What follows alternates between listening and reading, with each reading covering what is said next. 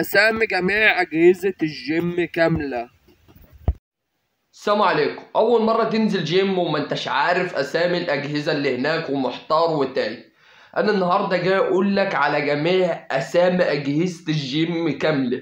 بس قبل ما نبدا لازم تدوس لايك، ولو انت اول مره تشوفنا اشترك في القناه وكومنت حلو من قلبك. ويلا بينا نخش على اسامي الاجهزه في الجيم. اسم أول حاجة معانا وهي الدمبل أساس الجيم. تاني حاجة معانا جهاز السحب العالي. تالت حاجة جهاز السحب الأرضي.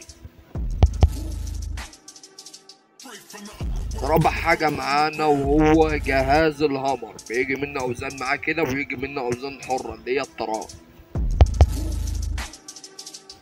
خامس حاجة معانا جهاز الدافع، الجهاز رقم 6 وهو المداد الأمامي. سابع حاجة معانا المداد الخلفي. تامن جهاز معانا وهو جهاز الهاك. تاسع حاجة جهاز الفراشة. جهاز رقم 10 معانا وهو جهاز السمانة. الآلة رقم 11 وهي المشاية. جهاز رقم 12 وهو البار المستوي. الجهاز رقم 13 وهو البار العالي. رقم 14 معانا وهو جهاز القطنية. رقم 15 دكة مستوي.